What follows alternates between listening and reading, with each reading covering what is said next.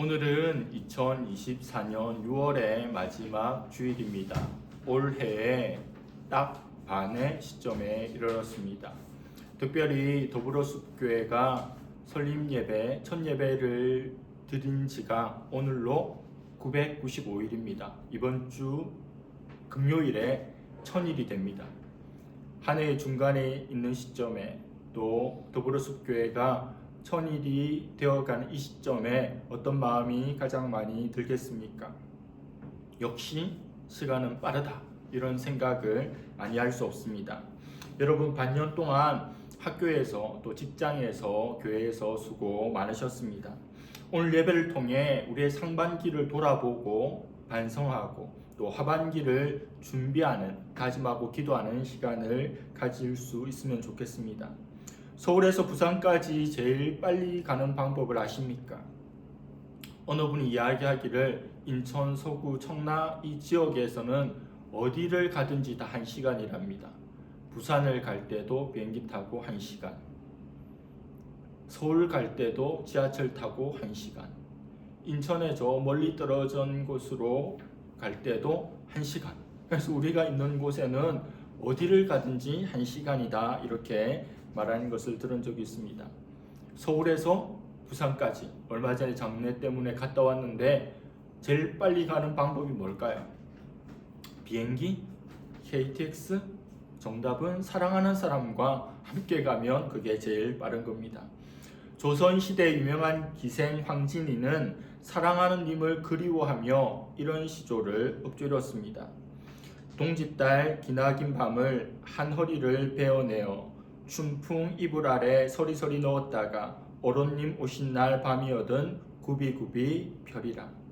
동짓섣달의 밤이 얼마나 깁니까? 너무도 외로운 그 밤은 그렇게 긴 겁니다. 그 길고 긴 밤을 칼로 잘라내어서 따뜻한 이불 밑에 보관해 두었다가 사랑하는 님이 오게 되면 시간이 너무 빨리 가는데 그때 잘라서 보관해 두었던 시간을 펴서 이 사랑하는 님과 이 좋은 시간을 오래 보내겠다는 기발한 발상입니다. 서울에서 부산까지 제일 빨리 가는 방법은 사랑하는 사람과 함께 비행기나 KTX를 타고 가는 것입니다. 교통이 발달하여서 그 먼 거리에 있는 지역도 빨리 갈 수 있습니다. 엄청난 속도의 비행기, 고속열차를 통해서 전국이 1일 생활권이 된 지 오래되었습니다.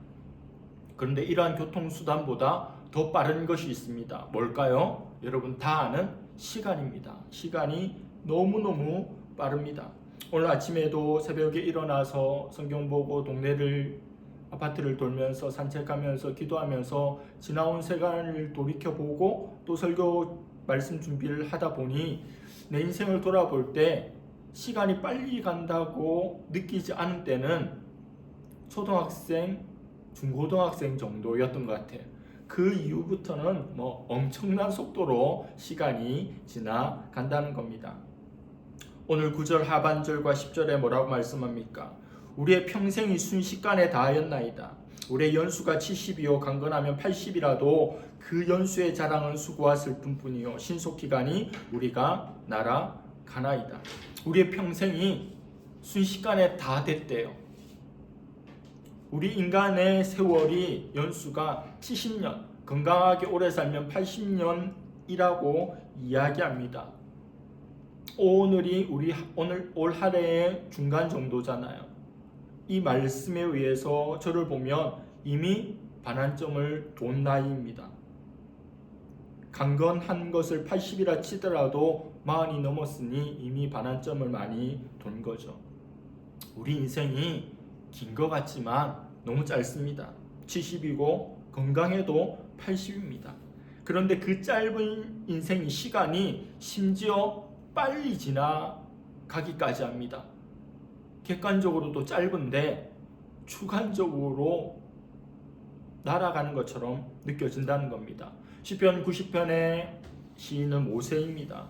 모세는 수고와 슬픔이 가득한 인생이 순식간에 다 날아가 버렸다고 탄식합니다. 오늘 본문에서 모세는 짧고 또 빠르게 지나가는 우리 인생을 향한 교훈을 주고 있습니다.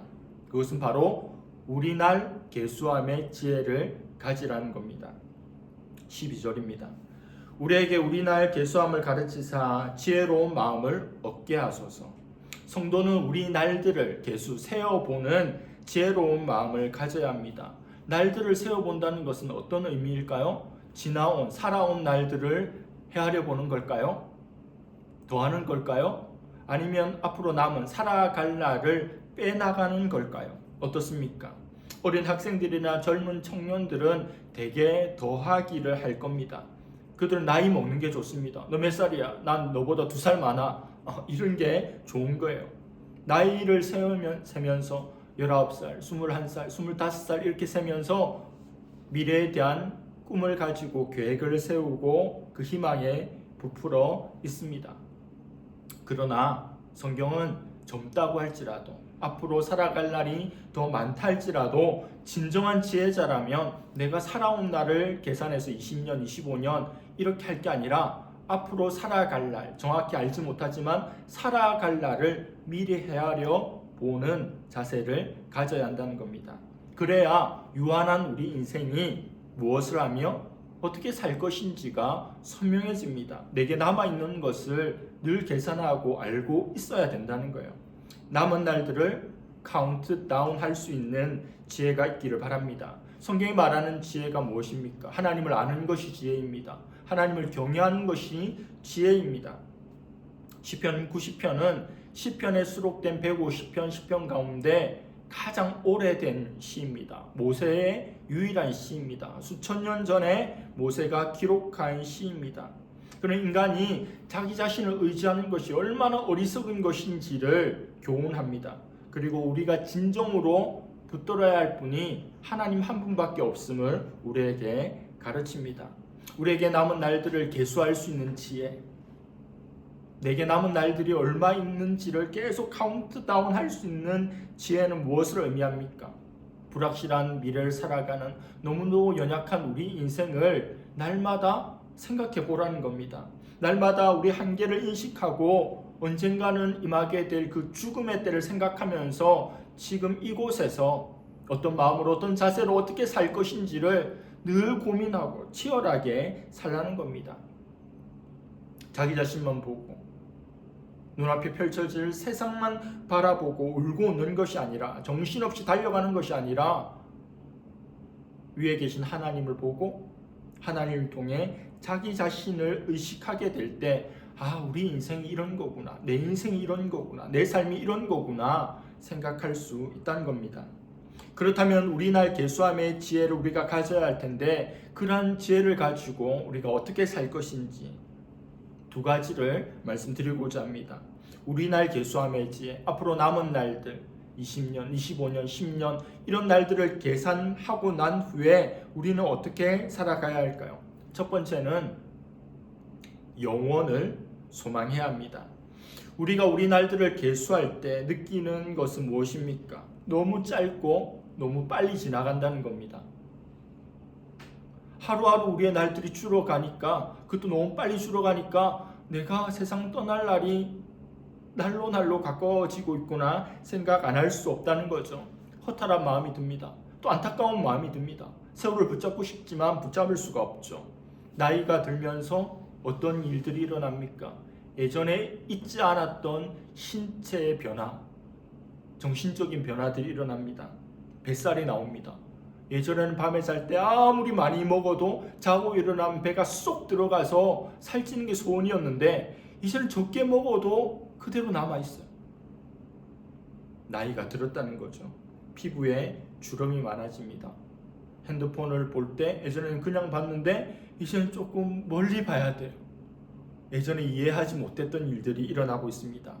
그리고 어떤 지명, 어떤 사람 이름이 잘 생각나지 않은지 꽤 됐습니다. 살 만큼 살았습니다. 할 만큼 했습니다.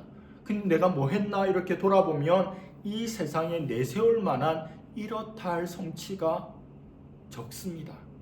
그리고 혹 그런 성취들이 많이 있는 사람이라 할지라도 5년, 10년, 20년, 30년 지나면 그것을 기억하는 사람이 없어집니다. 어떤 마음이 들까요? 깊은 허무감이 들죠. 난 뭐하고 살았나? 난 무엇을 붙잡기 위해서 달려갔나?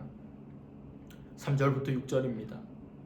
주께서 사람을 티끌로 돌아가게 하시고 말씀하시기를 너희 인생들은 돌아가라 하셨사오니 주의 목전에는 천년이 지나간 어제 같으며 밤의 한순간 같을 뿐임이니이다. 주께서 그들을 홍수처럼 쓸어 가시나이다. 그들은 잠깐 자는 것 같으며 아침에 돋는 풀 같으니이다. 풀은 아침에 꽃이 피어 자라다가 저녁에는 시들어 마르나이다. 인생은요, 죽음을 면할 수 없는 유한한 존재입니다. 하나님께서 진노하시면 바람처럼 사라져버리는 너무 가벼운 존재입니다. 참을 수 없는 존재의 가벼움이 바로 우리 인생입니다. 대단한 것 같지만. 그래서 4절에서 인생의 우리 인간의 유한함과 하나님의 무한하심을 대조합니다. 짧은 인생을 사는 사람은 1000년을 생각하면 와 1000년? 참 영원처럼 느낍니다. 하지만 하나님은 그 1000년을 정말 한순간 1초도 안 되는 순간으로 여길 만큼 하나님은 영원한 분입니다. 시인은 홍수, 잠깐 자는 것, 아침에 꽃이 피어 자라다가 저녁에 시들어버리는 풀과 같은 시어들을 사용해서 우리 인생의 무상함을 우리에게 말합니다. 하나님을 모르는 하나님이 있지 않는 사람들의 삶을 보면 겉으로 보면 대단해 보입니다. 멋있어 보입니다. 많은 것들을 누리고 떵떵거리고 자랑하며 행복해 보이는 것처럼 여겨집니다. 그러나 그들은 잠시 돋았다가 시들어 없어지는 풀과 같은 허무한 존재입니다. 풀도 풍성하다가 마르게 됩니다. 그 아름다운 꽃들도 이 장미도 너무 아름답게 피었다가 어느 순간이 되면 피지 않았으면 좋겠다 싶을 정도로 흉하게 시들어 없어진 것을 우리가 알지 않습니까? 그게 바로 우리 인생이라는 겁니다. 우리 인생을 향한 그 똑똑한 전도자 솔로몬의 진단을 아십니까? 전도서 1장 2절 말씀입니다. 전도자가 이르되 헛되고 헛되며 헛되고 헛되니 모든 것이 헛되도다. 우리 인생이 헛되다는 겁니다. 솔로몬은 다 가졌잖아요. 모든 것을 다 누렸던 손에 쥐어본 사람입니다. 그가 인생의 결론으로 내린 게 헛됨입니다. 헛되다는 겁니다. 바람을 잡는 것처럼 헛되다. 권력도, 명예도, 부도, 지혜도 다 헛되다. 한두 번 말하지 않고 5번이나 헛되다고 이야기합니다. 성경은 누구라도 언제든지 보아야 하는 책입니다. 그런데 어떤 때는 보지 말아야 할 대상이 보지 말아야 할 부분들이 있죠. 예를 들면 우울증 환자는 전도서 보면 안 됩니다.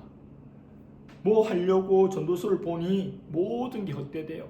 하고 싶은 마음이 다 사라집니다. 아무 것에도 의미를 둘 수 없어요. 그래서 전도서의 주제를 헛됨으로 여깁니다. 근데 전도서의 주제는 헛됨을 99% 이야기하고 그 헛됨을 극복할 수 있는 맨 마지막 솔루션을 제시하는데 헛되다에서 이미 다 오그라지고 말죠. 모든 의욕이 다 사라집니다. 헛된 인생의 결론이 끝에 나오죠. 일의 결국을 다 듣고 전도자가 하는 이야기가 뭡니까? 그건 다음에 전도서 설교할 때 말씀하겠습니다. 그러나 이러한 인생, 헛된 인생에 대한 처방은 전도서에만 나오는 것은 아닙니다. 성경 전체에 도도히 흐르고 있고 숨겨져 있습니다. 이사야 40장 6절에서 8절입니다. 말하는 자의 소리여 이르되 외치라 대답하되 내가 무엇이라 외치리까니 이르되 모든 육체는 풀이요 그의 모든 아름다움은 들의 꽃과 같으니 풀은 마르고 꽃이 시들면 여호와의 기운이 그 위에 불미라. 이 백성은 실로 풀이로다. 풀은 마르고 꽃은 시드나 우리 하나님의 말씀은 영원히 서리라 하라. 하나님께서 우리에게 주시는 메시지가 이겁니다. 앞에 전도자가 했던 말하고 똑같죠. 헛됨을 생각할 수밖에 없습니다. 우리 인생이 들의 꽃과 같다고, 풀과 같다고. 꽃은 마르고 풀은 마르고 꽃은 시든다고 2번이나 반복합니다. 우리 인생이 꽃이고 풀인데 풍성 같다가도 아름답게 피었다가도 다 시들어 없어지는 허무함에 빠질 수밖에 없는데, 그런데 우리 하나님의 말씀은 어떻대요? 영원하다는 겁니다. 우리 인생은 영원하지 않는데 하나님은 영원한 분, 하나님은 영원토록, 하나님 말씀은 영원토록 선다고 말씀합니다. 우리 유한한 인생이 무한한 하나님과 연결만 되면, 그분과 연합만 하면 이 유한함을 극복할 수 있고 이 허무함을, 헛됨을 넉넉히 이길 수 있는 길이 있다는 겁니다. 전도서 3장 11절에 하나님이 모든 것을 지으시되 때를 따라 아름답게 하셨고 또 사람들에게 영원을 사모하는 마음을 주셨느니라. 하나님께서 우리 마음에 영원한 것을 사모하는, 추구하는, 갈망하는 마음을 주셨다는 겁니다. 우리 마음에 뻥 뚫린 구멍을 주셨다는 거예요. 하나님으로만 채워지는 그 구멍을 주셨다는 겁니다. 모든 것이 헛되어 이 구멍을 채울 수 없으나 하나님이 이 구멍을 채울 수 있고 하나님 말씀만이 이 구멍을 채울 수 있는 영원을 사모하는 마음을 우리 인생에게 주셨다는 겁니다. 우리 인생은 이 땅에 발을 디디며 살아갑니다. 이중국적자죠. 이 대한민국에 속한 존재입니다. 그런 하나님 나라, 킹덤 오브 갓, 하나님 나라에 속한 시민으로 살아가는 존재입니다. 우리가 소망을 둘 곳은 이 땅이 아니라 하나님 나라입니다. 우리가 붙들어야 할 것은 이 땅의 가치가 아니라 하나님의 가치입니다. 우리가 살아내야 되는 치열한 삶은 하나님으로부터 힘을 받아서 살아가야 한다는 겁니다. 하나님 나라를 더욱더 간절히 바라보고 소망하고 유한한 우리 인생을 무한 인생으로 사는 지혜자들이 될 수 있기를 바랍니다. 2번째, 남은 날들을 계수하는 지혜를 가진 자로서 2번째 살아가야 하는 일은 사명을 감당하는 것입니다. 성도는 우리에게 주어진 시간이 짧다는 것을 알아야 합니다. 그리고 그 짧은 시간이 빨리 지나간다는 것도 알아야 됩니다. 근데 하나님께서 우리에게 사명을 주셨죠. 미션을 주셨습니다. 우리 각자에게 해야 할 일들을 허락해 주셨습니다. 그 일들을 하라고 이 땅에 보내어 주셨고 이 땅에서 살게 하셨고 이 땅에서 여전히 살아가도록 만들어 주신 겁니다. 우리의 몸이 우리 것이 아니라 하나님의 것이듯이 우리의 시간이 우리 것이 아니라 하나님의 것임을 알아야 합니다. 내 것이면 내 마음대로 쓰겠으나 하나님의 것이니 하나님의 뜻대로 사용하는 것이 너무도 당연한데, 몸도 시간도 돈도 재능도 환경도 사람도 다 내 거라고 생각하니 내 마음대로 쓰는 겁니다. 시간을 허비해 나간다는 거죠. 하나님을 위해 세월을 아껴 사명을 감당할 수 있기를 바랍니다. 조지 휘필드의 말처럼 녹슬어 없어지기보다는 닳아서 없어지는 성도가 되기를 바랍니다. 우리 인생은 어쩔 수 없어요. 없어지는 존재입니다. 시들고 약해지고 사라지는 존재예요. 유한한 존재입니다. 어차피 없어질 거라면 그냥 내 위에서 살다가 나 위에서 살다가 녹슬어서 이도저도 쓸데없이 그렇게 끝나는 인생이 아니라 하나님 일을 열심히 하다가 정말 닳고 닳아서 없어지는 인생이 되기를 축복합니다. 사도행전 20장 24절에 내가 달려갈 길과 주 예수께 받은 사명 곧 하나님의 은혜의 복음을 증언한 일을 마치려 하면은 나의 생명조차 조금도 귀한 것으로 여기지 아니하노라. 사도 바울의 고백입니다. 우리 인간들에게 가장 귀한 게 뭡니까? 생명이죠. 목숨이죠. 그런데 사도 바울은 가치를 사명에 더 두고 있습니다. 자기의 생명을 조금도 귀한 것으로 여기지 않고 이 사명, 하나님의 은혜의 복음을 증언하는 이 사명을 감당하기 위해서 달려가고 마치려 한다는 겁니다. 우선순위에 정립이 된 거죠. 목숨, 이 세상에 속한 것이 아니라 사명, 은혜의 복음이 더 고상한 가치로 그에게 다가왔고 그 일을 할 때 걸어가면서 하지 않고 달려갔대요. 왜요?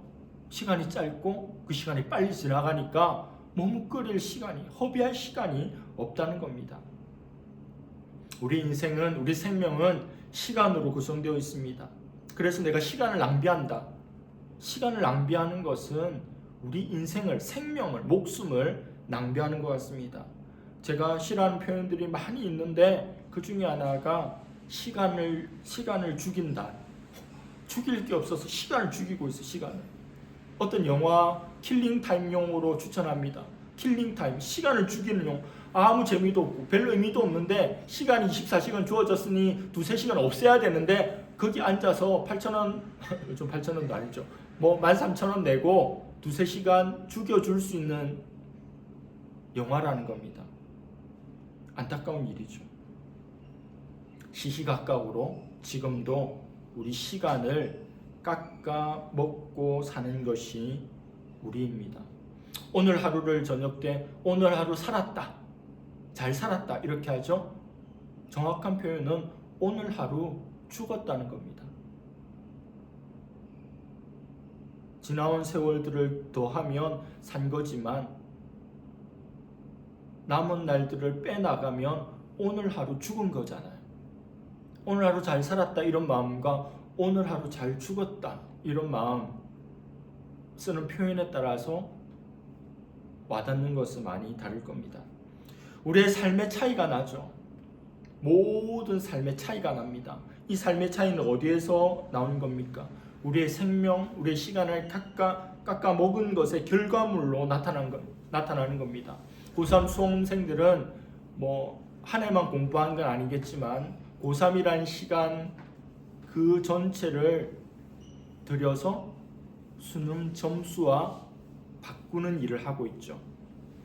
시간을 들였다는 건 생명을 들이는 거잖아요.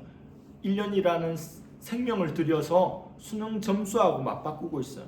직장인들은 자기의 시간, 생명을 돈과 업무적인 성과와 바꾸고 있습니다. 주부들이 가정에서 하는 일을 살림이라고 이야기하잖아요. 살림. 나는 내 시간을 들여서 나를 죽임으로 가족들을 살리는 일을 하고 있는 게 바로 주부입니다. 그게 살림 산다입니다. 밖에서 직장 생활하는 여인들은 높고 집에서 살림하는 여인들은 낮은 게 아니라 가족들을 살리는 거예요. 어떻게 해서? 내 시간을 들여서, 내 생명을 들여서 나를 죽여서 가족들을 살리는 일을 하는 겁니다.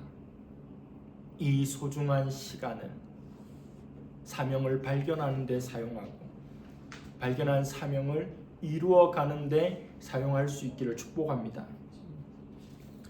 러시아 소설가 도스토옙스키의 일화를 하나 소개하고자 합니다. 그는 1848년에 러시아 급진적인 정치 조직에 가담하여 활동하다가 체포되어 수감이 되었습니다. 8개월 넘는 고달픈 수감 생활을 보내던 어느 날 최종 판결을 받을 거라는 통보가 내려집니다. 다른 죄수들과 함께 교수대가 놓여있는 넓은 광장 한가운데로 끌려갔습니다. 장교 한 명이 앞으로 나와서 판결문을 낭독했습니다. 피고인들은 국가질서를 전복하려는 혐의에 대해 유죄가 인정되므로 총살형에 처한다. 장교가 죄수 한 명 한 명의 개별적인 혐의와 그에 대한 판결을 낭독하는 그 시간에, 그 순간에 도스토옙스키의 머릿속에는 이런 생각들이 스쳐 지나갔습니다. 이토록 빨리, 또한 영원히 어둠 속으로 들어서야 할 찰나로구나. 만약 내가 죽임을 당하지 않는다면 내 삶은 갑작스럽게 무한하고 완전한 영혼으로서 매 초가 한 세기를 살아가는 것처럼 느낄 것이다. 스쳐가는 모든 것을 소중하게 여기리라. 인생의 단 1초도 허비하지 않으리라. 그렇게 마음속으로 생각을 했어요. 신부에 의해서 고해성사가 이루어집니다. 이제 죽게 될 그들은 서로에게 인사를 합니다. 병사들이 총을 들고 그 죄수들을 향해서 조준했습니다. 바로 그때였습니다. 광장으로 급하게 마차 한 대가 질주하며 들어왔습니다. 거기서 내린 한 사람이 봉투를 꺼내 들고는 이렇게 외쳤습니다. 마지막 순간에 짜르가 그들을 감형해 주기로 했다는 전갈이 도착하게 된 겁니다. 단 몇 초만 늦었어도 이미 이 세상 사람이 아니었을 겁니다. 도스토예프스키는 새로운 선교를 들었습니다. 4년 동안 시베리아 그 형무소에서 강제 노동을 하게 되고 군대 복무를 하게 되어야 한다는 내용이었습니다. 그날 그는 담담한 어조로 동생에게 편지를 씁니다. 지난 일을 돌이켜보고 실수와 게으름으로 허송세월했던 날들을 생각하니 심장이 피를 흘리는 듯하다.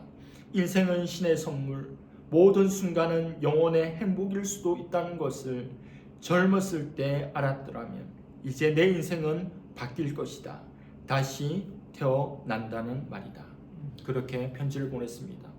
며칠 후에 5kg의 쇠고랑을 손과 손목과 발에 찬 채로 시베리아에 보내졌습니다. 그는 4년 동안 그 힘겨운 감옥 생활을 이겨냈습니다.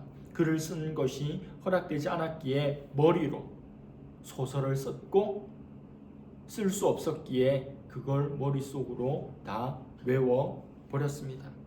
어떤 이들은 도스토예프스키를 보면서 형무소에서 시간을 보낸 그 시간이 너무 아깝다고 애석하다고 말하기도 합니다.